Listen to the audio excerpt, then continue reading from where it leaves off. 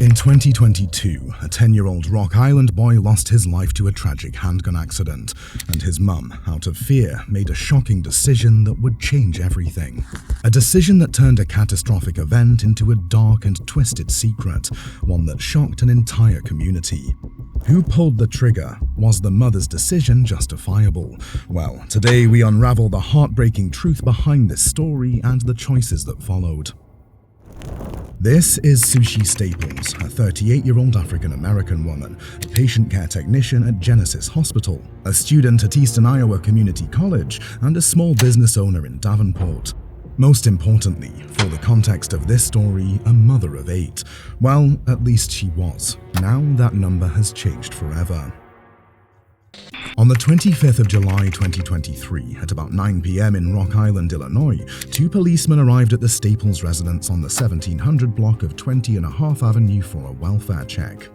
They knocked on her door and informed her that a lady called DCFS to make a claim that her son, 10-year-old Zion, accidentally shot himself.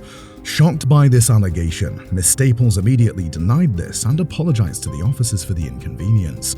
She claimed that her ex-husband's new girlfriend made that call out of spite, just to cause a little bit of a stir. I am so sorry about this. My ex-husband, his new girlfriend, this broad is off the chain. I have went down to Rock Island and filed a police report on her. Okay. I have went and put a restraining order on her. She stated that Tony had been stalking her for some time. According to Miss Staples, Tony had made up different names, called her from different phone numbers, and even created multiple Facebook profiles just to harass her. She has so many different Facebook pages she stalks me from.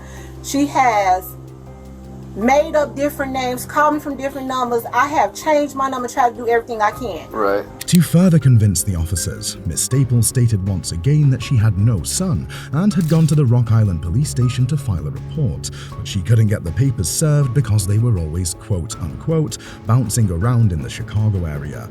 And by they, she means Tony and her ex-husband. But the officers weren't buying this story. They insisted that Miss Sushi Staples let them in to look around the house if she indeed had nothing to hide. But she was hesitant. She didn't want to let them pass the door. Could this mean she had something to hide, or was she just concerned for her safety? I mean, it was nighttime, and according to her, she had 4 children at home. All daughters, no son. I'm not about to let some crazy woman who now has my husband make Uranus accusations like this and have my rights violated. No, I get it. That is not okay. I have 4 girls in here. Well, the officers never really got to find out the truth that night. Miss Staples suggested that they at least show her a search warrant, and by law, officers need a search warrant before they can do any searching. So the police let her off, explaining that they only came to do their jobs. The investigation only lasted 5 minutes, and they let her go. But that wasn't the end of it. The next day, July 26th, some detectives showed up again, this time with a search warrant, and the discovery that followed would blow your mind. By the way, if you love stories of mysteries and crimes, please hit the subscribe button and turn on post notifications so you can be the first to know when we have a new video for your viewing. Now, back to the tragic accident at Rock Island.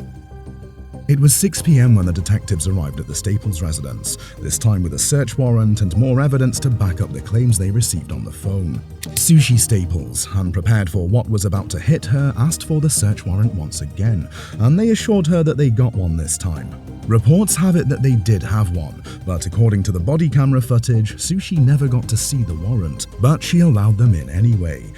Can I see the warrant before we walk any further? Okay. We have a valid search warrant, so... I understand, but you haven't let me see it yet, and you're walking through my house. It's right here. You don't run how we out. You're not in control. Okay, I'm trying to see. The detectives went straight to the basement to begin their search. What were they looking for? 10-year-old Zion. You see, before the police officers arrived for the welfare check, DCFS received a call from Latricia, a friend of Sushi Staples, someone she had previously claimed not to know.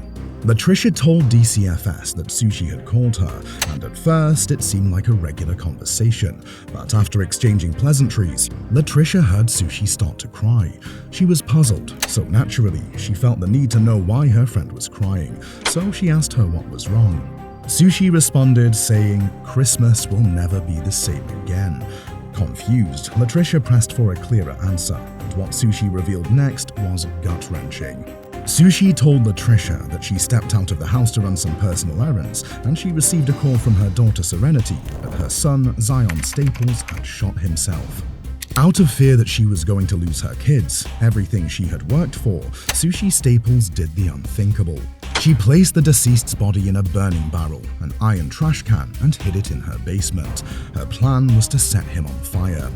Hold on, before we continue, please take a few seconds to like this video and hit the subscribe button for more mind-boggling crime stories. Thank you. Now, back to the case. When the police came for a welfare check the next day, the interrogation was much more intense. The detectives knew what she had done and dug deeper. During their investigation, they discovered that Miss Staples indeed had a son named Zion and had been claiming benefits on his behalf. When confronted with this information, she put her acting shoes on and started shedding tears. Miss Staples, still caught up in her lie, told the detectives that she doesn't have a son named Zion. She never had a son and never claimed benefits on his behalf.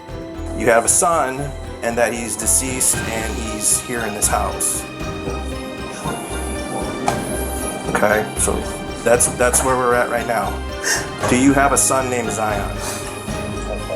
No, I don't. She also stated that her identity was stolen, and she's working with the FBI and IRS to have this issue resolved. I just recently went through a situation where a young lady stole my identity, and I've been working with the FBI, I've been working with the IRS. There's been a lot of things popping up. After an interrogation that went on for about an hour, Sushi Staples finally confessed to the detectives. She muttered, "I needed some extra help." I needed some extra help, okay? Sushi then explained that she made up all of Zion's documents found in her house, just so she could get some extra cash. Unfortunately, this was another lie. Sushi Staples was not ready to admit that she had her 10-year-old son stashed in a trash can and hidden in her garage. The detectives got tired of Sushi's web of lies. They handcuffed her and took her to their vehicle. Why? Well, Sushi just admitted to fraud. But this wasn't why the detectives were at her residence. They came for a much bigger fish and only used this as a scare tactic. This is embarrassing. I can get in the car. Do you got to take my dignity away and put me in custody? We're not gonna put him behind you, okay? We're gonna walk you to the car real quick, and then we'll get you out of here, okay?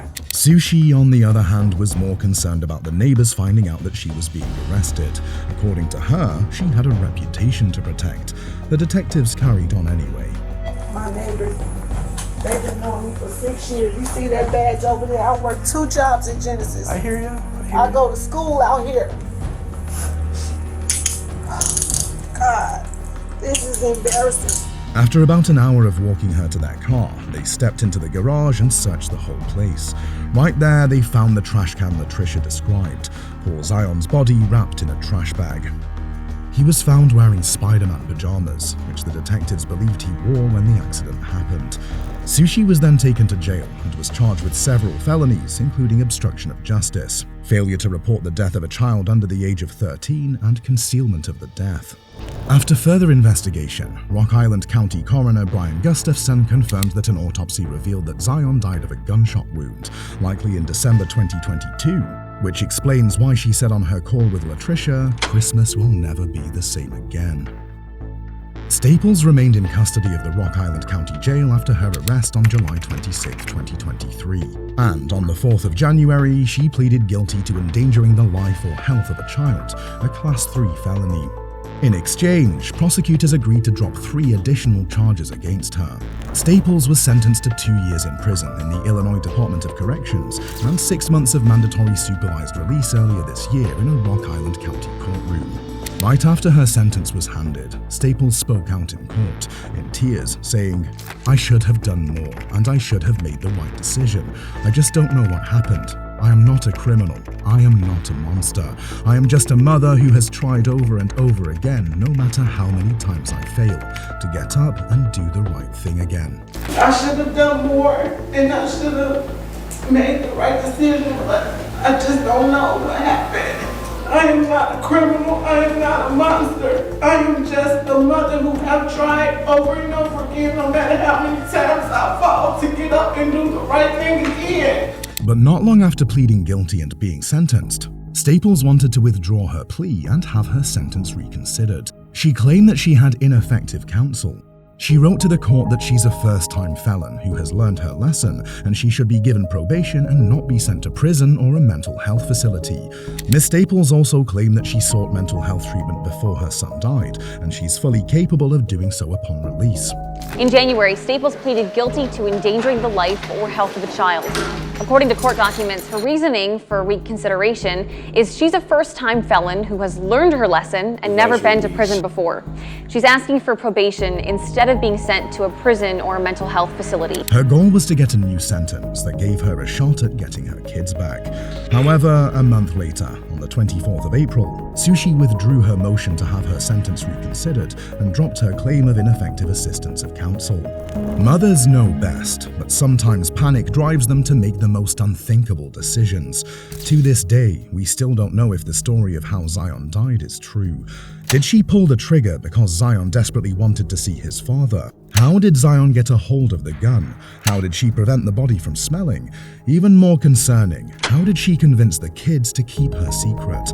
Did Zion's school not check in on him after 8 months of absence? What convinced her to drop her claim of ineffective assistance of counsel?